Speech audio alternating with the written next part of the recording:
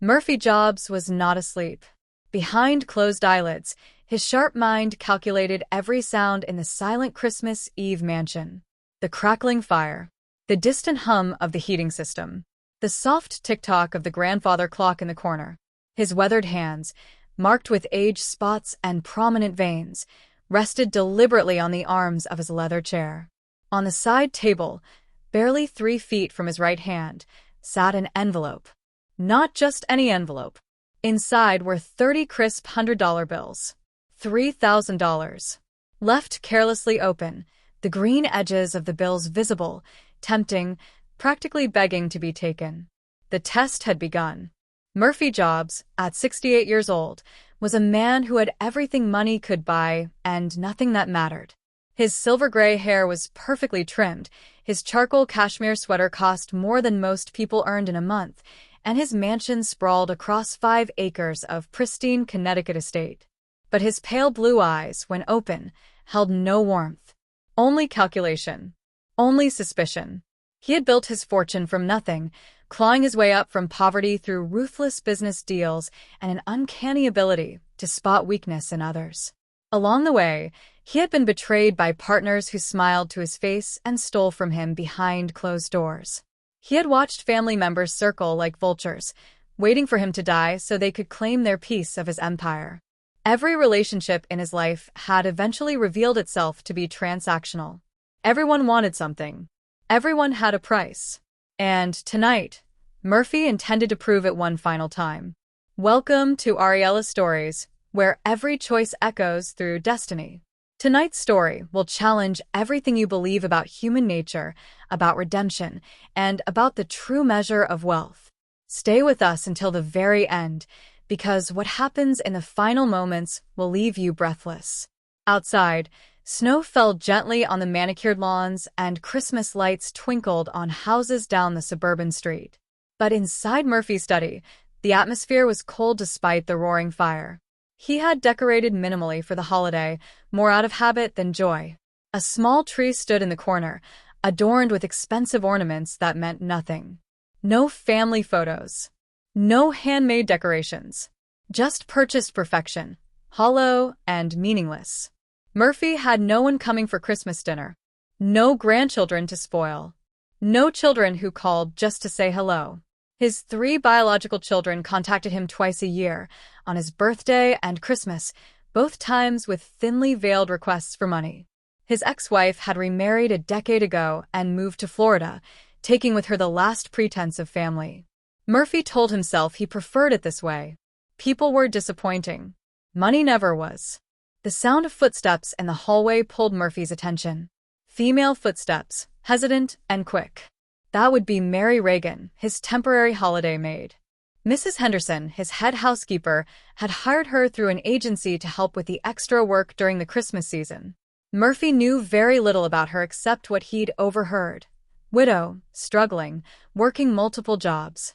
Perfect for his experiment. The poor were always the most desperate, the most likely to steal.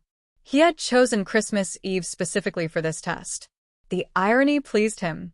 On the night when people pretended to be their best selves, he would expose the truth beneath the holiday cheer.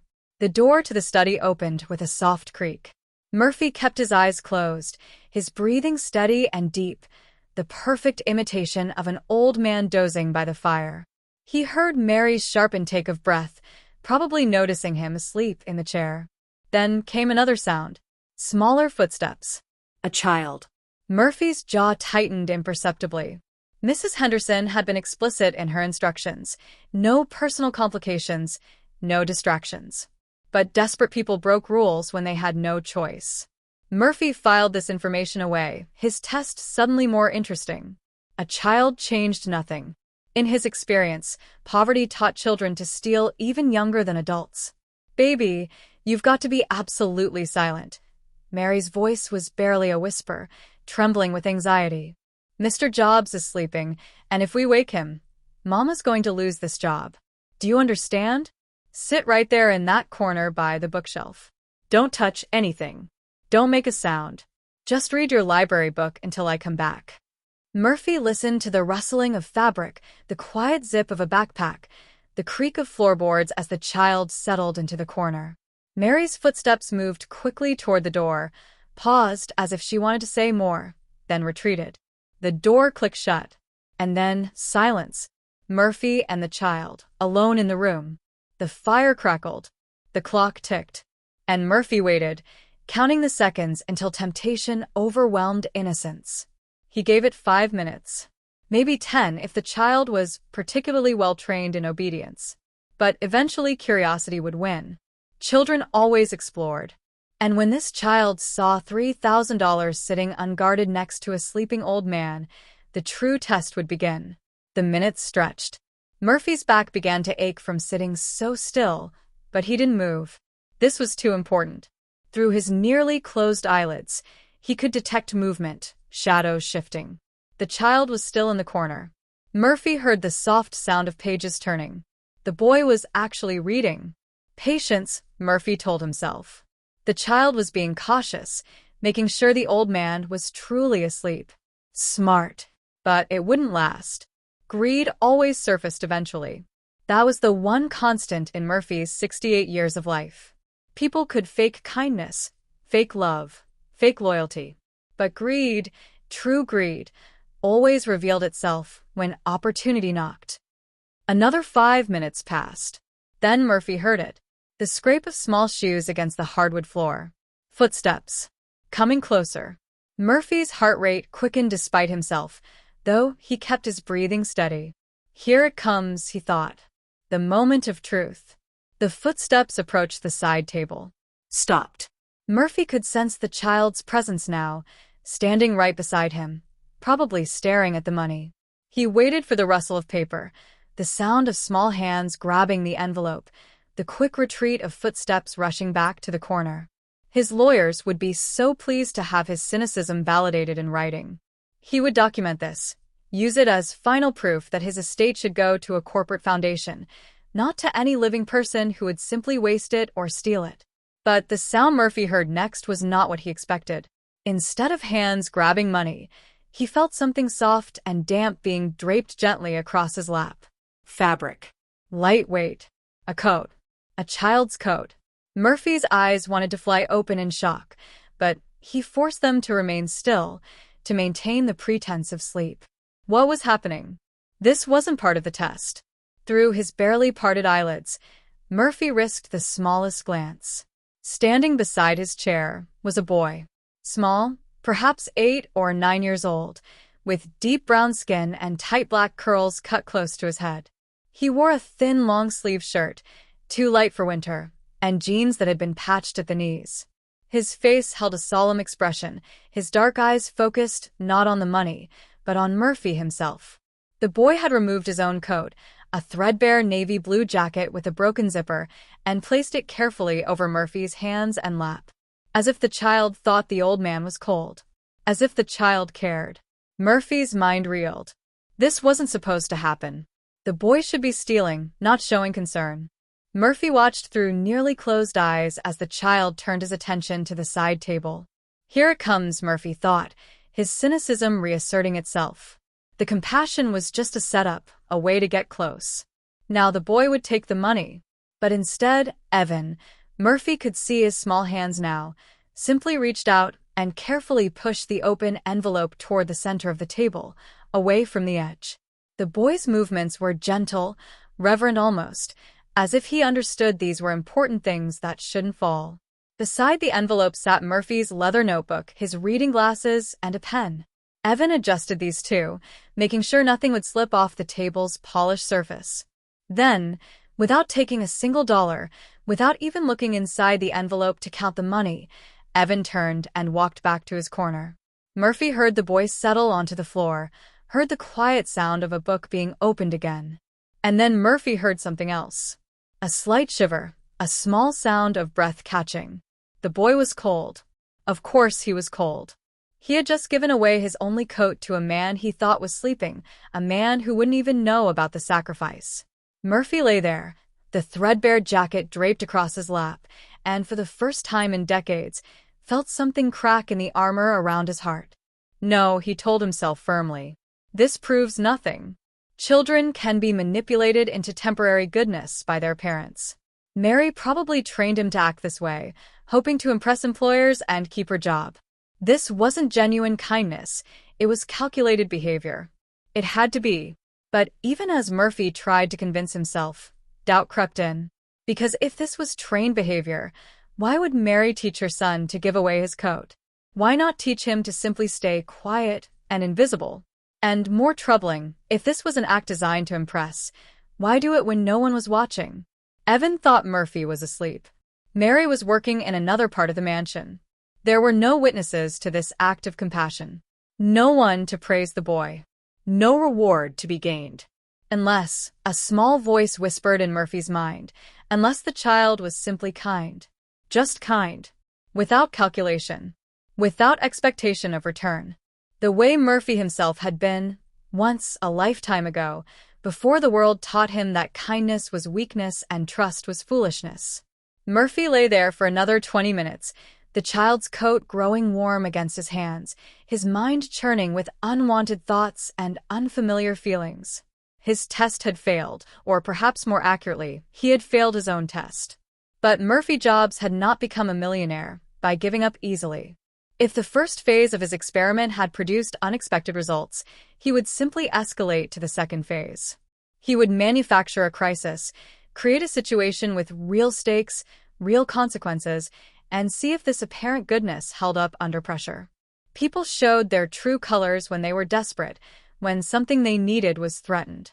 So Murphy would threaten. He would demand the impossible and watch this carefully constructed facade of kindness crumble into self-preservation and blame. It was what always happened. It was what had to happen, because if it didn't, then Murphy would have to face an unbearable truth, that he had wasted his entire life believing a lie about humanity. With a loud, theatrical groan, Murphy stirred in his chair. He let his eyes flutter open slowly, blinking as if waking from deep sleep. He stretched his arms, felt the coat slide from his lap to the floor. Perfect. Murphy looked down at the navy blue jacket pooled at his feet, then let his gaze travel to the side table. He froze, his face contorting into an expression of exaggerated horror. What is this? His voice came out sharp, loud, cutting through the quiet study like a knife. What happened to my table? He stood abruptly, his tall frame towering over the furniture, his finger pointing at the side table's polished surface. There, barely visible, was a faint water ring, the kind left by condensation from a glass. It had been there for days, left by Murphy's own drink, but that didn't matter. This was his manufactured crisis. This was the test that would reveal the truth. The study door burst open and Mary rushed in, her eyes wide with panic. She was a small woman, perhaps in her mid-30s, with rich dark skin and black hair pulled back in a tight bun. Her maid's uniform was crisp but inexpensive, her hands red and rough from years of cleaning work. "Mr. Jobs? Is everything all right? I'm so sorry if we disturbed," but Murphy cut her off with a raised hand, his pale eyes cold and accusing. "Look at this. Look at what's happened to my antique side table." He gestured dramatically at the water ring. "This table is worth $15,000. It's a genuine Victorian piece. And now it's been damaged, ruined by water." His voice rose with each word, filling the room with anger. Mary's face went ashen. She stumbled forward, staring at the table, her hands clasped in front of her like a defendant awaiting judgment. I don't understand, Mr. Jobs, I didn't." Mary's voice shook, her accent carrying the weight of exhaustion and fear. Murphy pointed at the coat on the floor, at Evan who had risen from his corner and now stood frozen, his dark eyes wide. "That wet coat, that filthy, dripping coat was placed on my table, wasn't it? While I was sleeping, that boy's jacket soaked through and destroyed the finish on an irreplaceable antique. It was a lie, and Murphy knew it. The coat had been on his lap, never on the table. The water ring predated tonight by days. But truth didn't matter now. Only the reaction mattered. This kind of negligence, this level of irresponsibility, it cannot go unpunished." Mary's knees seemed to buckle. She grabbed the edge of a nearby chair for support, her breathing rapid and shallow. Please, Mr. Jobs, please, I'll fix it. I'll pay for it. Just tell me what it costs. Murphy watched her carefully, noted the desperation, the terror. Good. This was when people revealed themselves. When everything was at stake. The repair work alone, if it can even be repaired, will cost $800. Minimum. He let the number hang in the air, watched Mary's face crumble. $800. Murphy knew from Mrs. Henderson's records that Mary's entire month of holiday work would pay her roughly $1,200 before taxes. $800 would devastate her. And that was the point. 800, Mary whispered, her voice breaking. Tears spilled down her cheeks. Mr. Jobs, I don't have that kind of money. But I'll work for free. I'll come here every single day for as long as it takes. I'll clean, I'll do anything. Please don't fire me. Please. She was begging now, her dignity stripped away by desperation. Murphy felt a twist in his stomach but pushed it aside. This was necessary. This was the moment when she would turn on her son, when maternal love would give way to survival instinct. She would blame Evan, call him careless, maybe even strike him. And Murphy would have his proof that even a mother's love had limits, that everyone eventually chose themselves. I'll work double shifts. I'll pay you back every penny. I swear. It's Christmas, Mr. Jobs, and we're barely making rent, but I promise I'll make this right. But Mary didn't turn on her son. She didn't blame Evan. She only apologized, only offered herself, only begged for mercy. Murphy felt his carefully planned script beginning to unravel. He turned his cold gaze on the boy, who stood silent and still near the bookshelf. And what about you? Murphy's voice dropped to something quieter, but no less cruel. Your coat caused this damage. What are you going to do about it? Do you have $800 hidden in that backpack? Are you going to help your mother, or just stand there and let her suffer for your mistake? The study fell silent except for Mary's quiet sobbing. Evan stared at Murphy, and Murphy stared back, waiting for the boy to cry, to run, to say it wasn't his fault. Children always deflected blame. They always protected themselves first. But Evan did none of those things. Instead, the boy moved slowly, deliberately, back toward his corner. He knelt down beside his worn backpack, unzipped the main compartment with trembling fingers. Murphy watched, expecting him to pull out nothing, to prove he had no solution, no way to fix the crisis. But Evan reached past crumpled homework pages and a bent library book and withdrew something small. A wooden box, old and scratched, no bigger than a deck of cards. The boy held it against his chest for a moment, his small body shaking. Then he stood, walked across the study, and placed the box carefully on the side table, right next to the envelope of cash that he had never tried to steal. Evan's voice, when he finally spoke, was quiet but steady, the voice of a child forced to grow up too fast. This was my daddy's. His small fingers opened the wooden box with reverent care. Inside, nestled on faded velvet, lay 2 military dog tags on a beaded chain, and beneath them a photograph. The photo showed a young black man in army uniform, standing proud and strong, his smile wide and genuine. My daddy died when I was 4 years old. Mama says these are all I have left of him. She says they're priceless, that no money in the world could buy them. Evan's voice cracked, and tears began to stream down his cheeks, but he didn't look away from Murphy. But Mama needs this job more than I need to keep these right now. You can hold them, sir. You can keep them until we pay you back the $800. The boy carefully lifted the dog tags from the box, the metal catching the firelight. Murphy reached out automatically, and Evan placed them in his palm. The tags were warm from being kept close to the boy's heart. Murphy looked down at the stamped metal. Staff Sergeant Marcus Reagan. Blood type O positive. Born 1988. Died 2019. A soldier. A father. A man who had served his country and left behind a widow and a son, and not much else. Murphy's hands began to shake. He looked at the photograph, at Marcus Reagan's proud smile, then at Evan, whose face held that same shape, those same eyes. My mama says Daddy was the bravest man in the whole world, Evan continued, his voice small and breaking. And she says these dog tags proved it. But she needs to keep her job, sir, so you can have them. Just, please don't fire her. Please. Something inside Murphy's jaw shattered. It wasn't a gentle crack or a slow erosion. It was a violent, complete destruction of everything he had built around his heart for decades. The dog tags weighed almost nothing in his palm, but they felt heavier than any burden he had ever carried. He looked at this child, this poor, cold, selfless child, who had just offered up his most sacred treasure to save his mother. Not because he was calculating an advantage. Not because he expected praise. But because he loved his mother more than he loved his most precious possession.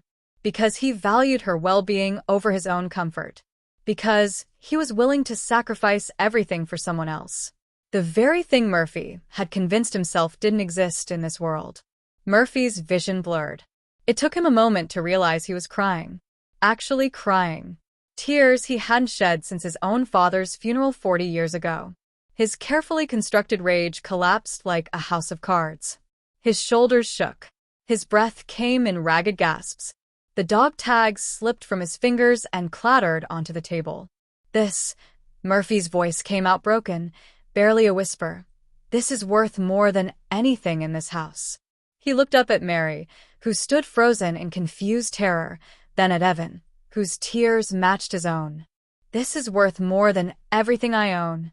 More than all of it. He couldn't speak for a moment, overcome. His hand pressed against his chest, as if trying to hold together a heart that was simultaneously breaking and healing. There was no damage. Murphy finally managed, the words tumbling out in a rush. The table is fine. It's worth $800, not $15,000. And that watermark has been there for days. I put it there myself. Mary's face shifted from fear to confusion. Murphy forced himself to continue, to confess everything. I wasn't asleep. I was awake the entire time. Testing you. Testing your son. I left that money out deliberately, hoping he would steal it so I could prove to myself that everyone is rotten, that kindness is just an act people perform when they're being watched. His voice cracked with shame. I wanted him to fail. I wanted to catch him being greedy. Because if everyone is terrible, then I'm not the villain in my own story. I'm just realistic. Murphy sank back into his chair, suddenly looking every one of his 68 years. But he didn't steal. He gave me his coat because he thought I was cold. He secured my money and my notebook so they wouldn't fall, even though he probably doesn't have $5 to his name. And when I manufactured this crisis, this fake emergency to pressure you, he offered the only thing of value he possesses. Murphy picked up the dog tags again, held them gently. He offered his father's memory, his connection to a man he barely got to know, the irreplaceable. And he did it without hesitation, to protect you. Murphy looked directly at Mary. I am sorry. I am deeply, profoundly sorry. There is no debt. There is no damage. Here. He reached for the envelope on the table, thrust it toward Mary. This is yours. $3,000. Not payment for work. Call it compensation for my cruelty. Call it an apology. Call it whatever you need to call it. Mary stared at the envelope like it might explode. Mr. Jobs, I can't. I don't understand, but Murphy pressed it into her hands. You can. You will. And there's more. He turned to Evan, who still stood there trembling, confused by the sudden shift in the old man's demeanor. Murphy picked up the wooden box, placed the dog tags and photograph back inside with exquisite care, and held it out to the boy. This belongs to you. Always. Your father was clearly a remarkable man, and these should never leave your possession. But Evan, Murphy knelt down, bringing himself to the child's eye level, ignoring the protest from his old knees. I need to make you a deal. A real deal. Not a test. Not a trick. A genuine offer. Evan took the wooden box, clutching it against his chest, but his eyes remained wary. Murphy didn't blame him. I am a very rich man, Evan. I have more money than I could spend in 5 lifetimes. But I have no one. No real family. No one who cares if I live or die. Your mother said your father was the bravest man in the world. I think she's wrong. Murphy allowed himself a small, sad smile. I think the bravest person in the world is standing right in front of me. You gave me your coat when you thought no one was watching. You protected my property, even though you could have taken it. And you offered your father's memory to save your mother. That's not just brave. That's heroic. It's something I've never seen before and didn't think existed. Murphy took a deep breath. So here's my offer. I want to pay for your education. All of it. Elementary school, middle school, high school, college, whatever you want to study. I'll set up a fund.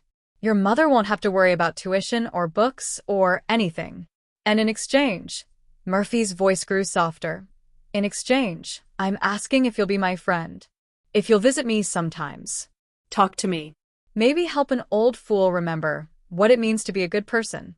I've spent decades being cynical and bitter, and it's made me rich but miserable.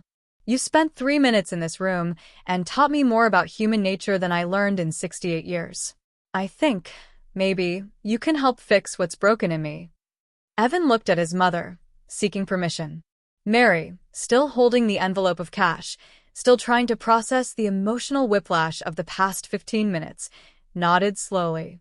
Tears streamed down her face, but these were different tears. Not fear. Something else. Relief. Disbelief.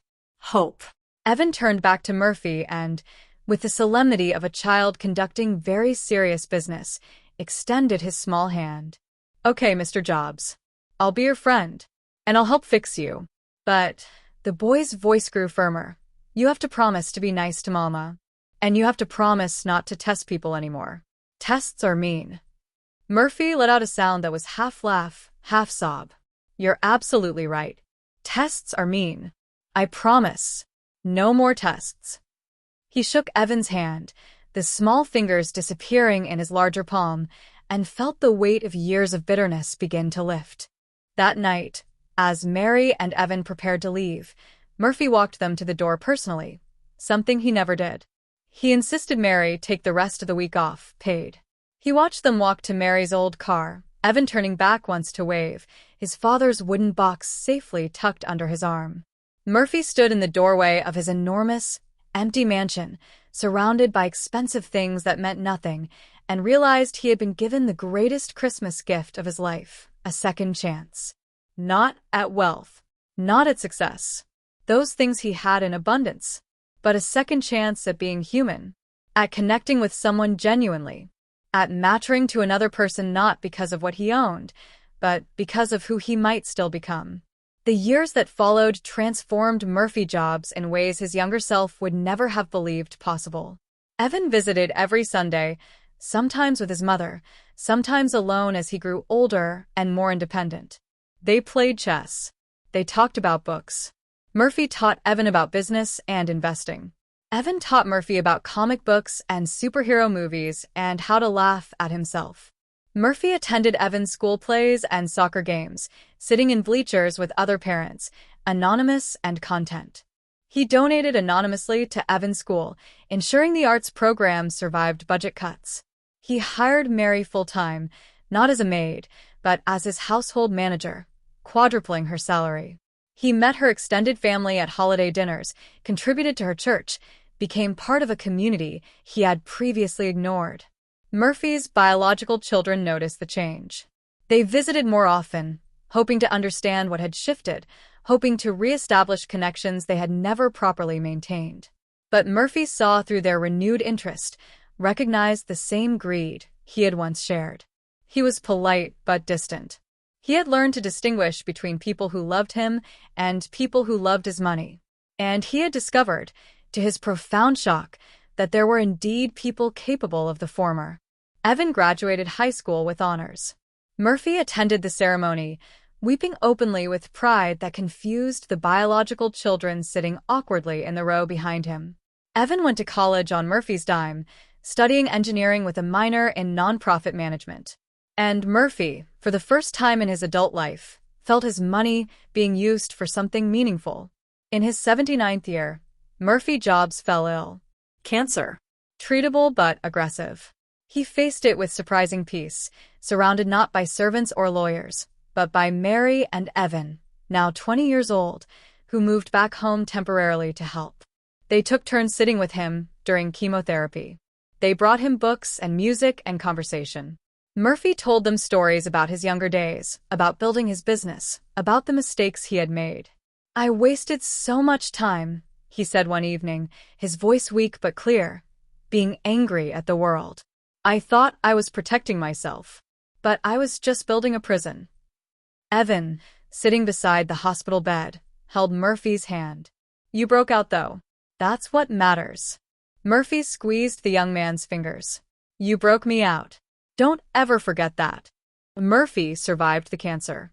He went into remission, lived another year, saw Evan turn 22 and graduate college. The night after Evan's graduation, Murphy sat in his study, the same room where everything had changed 12 years earlier, and updated his will.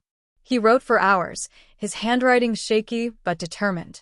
When he finished, he sealed the documents and placed them with his lawyer, along with specific instructions. 3 months later, Murphy Jobs died peacefully in his sleep. He had said his goodbyes. He had made his peace. And he had ensured his final act would be his most meaningful. The will reading took place in the library of Murphy's mansion, now scheduled for sale. His 3 biological children arrived promptly, along with their spouses and lawyers. Mary and Evan came too, uncertain why they'd been invited, dressed in their best clothes, uncomfortable among the expensive suits and designer dresses.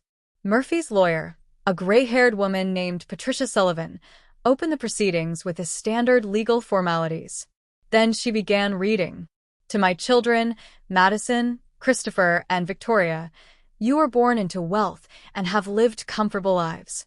I established trust funds for each of you when you were born, which you have been accessing since age 25. Those trusts remain yours. The principal amounts, each valued at $50,000, are now fully released to you with no further restrictions." The room fell silent. Madison, the eldest at 42, leaned forward. "Excuse me, 50,000? Each? That's not, what about the estate? The businesses? This house?" Patricia adjusted her glasses. "I'm getting to that." She cleared her throat and continued. "The entirety of my remaining estate, including all business holdings, investment portfolios, real estate properties, and personal effects, valued at approximately $47 million, I leave to Evan Marcus Reagan, son of Mary Reagan, with Mary Reagan appointed as trustee until Evan reaches age 25. The silence that followed was deafening. Then chaos erupted. Christopher shot to his feet. "This is insane. He can't do this. We're his children. We're his blood." Victoria's lawyer immediately began making notes, muttering about contesting the will. Madison simply stared, her face white with shock. But Patricia raised her hand, her voice cutting through the noise. "There's more. Mr. Jobs included a letter to be read at this time. I suggest you listen before making any legal threats you'll regret." Patricia unfolded a handwritten letter, Murphy's distinctive scrawl covering the pages. Her voice softened as she read.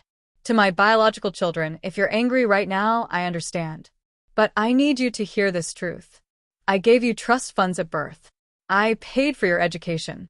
I provided for your weddings, your homes, your comfortable lives. And in return, I received 2 visits per year and phone calls that always ended with requests for money. You never asked how I was doing. You never invited me to meet my grandchildren. You saw me as an ATM, not a father. And you know what? That was partially my fault. I taught you that money was all that mattered. I modeled cynicism and bitterness. So I don't entirely blame you for becoming what I made you." The lawyer paused, letting the words sink in. Murphy's children sat frozen, their lawyers quiet. Patricia continued. 12 years ago, on Christmas Eve, a 7-year-old boy taught me something that I had forgotten, that human beings are capable of extraordinary selflessness. That kindness, without expectation of reward, actually exists. Evan Reagan gave me his coat when he thought I was cold, though he himself was freezing. He protected my property when he could have stolen it. And when I, in a moment of cruelty I still regret, demanded impossible payment for a manufactured crisis. He offered me the only thing of value he possessed, his late father's dog tags and photograph. His father's memory. The irreplaceable. He did it to save his mother's job, knowing I would never see the sacrifice because I was supposedly asleep. Patricia's own voice wavered slightly as she read the next part. That 7-year-old boy, with nothing to his name, was richer in character than I had been in my entire life. He gave me back something I thought I had lost forever: my soul, my capacity for trust, my faith in humanity. For the past 12 years, Evan has been my family in all the ways that matter. He visited not when he needed money, but because he enjoyed my company. He challenged me to be better. He made me laugh. He let me be part of his life, not as a benefactor, but as a friend. He and his mother gave me the last years of my life meaning. They gave me joy. They gave me purpose. The study was completely silent now. Even Christopher had sat back down, his face conflicted. Patricia reached the letter's conclusion. So, to my children, your trust funds are yours. I fulfilled my obligation to you. But my fortune, built over decades of hard work, will go to someone who taught me what true wealth actually means. Evan, if you're hearing this, know that this inheritance is not charity. This is a debt repaid. You gave me 12 years of family. You gave me reasons to wake up in the morning. You gave me hope that the world is better than I believed it to be. I can never fully repay that, but this is my attempt. Use this money to prove me right about you. Build something good. Be the man your father would be proud of. And tell your mother that she raised a son who could teach an old fool to love again. Patricia folded the letter. There's one more item. She reached into a briefcase and withdrew a wooden box. Evan's wooden box. But when Patricia opened it, inside the military dog tags and photograph was something new, a small metal wheel, gleaming gold. Mr. Jobs left this with instructions that I give it to Evan with the following message. This is the wheel from Fast Eddie, your toy car. I had it repaired and gold-plated as a reminder that broken things can be fixed and that the most valuable treasures are the ones that carry love. Patricia handed the box to Evan, who took it with shaking hands, tears streaming down his face. Inside, his father's dog tags gleamed, and beside them, the golden wheel represented another father figure, another man who had loved him. Mary wrapped her arms around her son, both of them crying, overwhelmed by Murphy's final gift.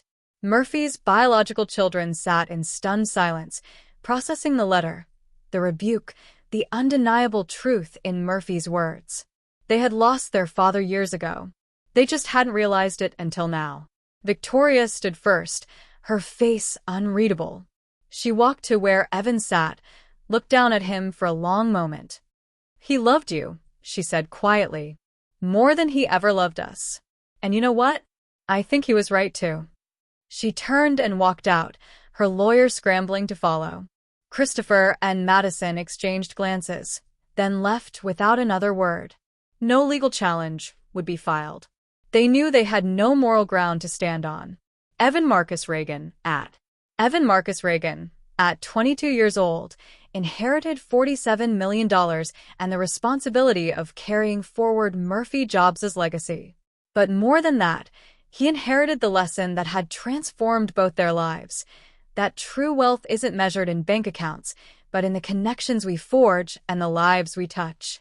The first thing Evan did with his inheritance was establish the Marcus Reagan Memorial Foundation, named after the father he barely remembered and the man who had become a second father to him. The foundation focused on supporting military families, providing scholarships for children of fallen soldiers, and funding programs for widows navigating life after loss. Mary became the foundation's executive director, using her own experience to guide other families through their darkest times. Evan kept Murphy's mansion, but he didn't live in it alone. He converted half of it into a community center, offering free tutoring, job training, and support services for struggling families in the area. The study where everything had changed became a library, its shelves filled with books for children who couldn't afford their own.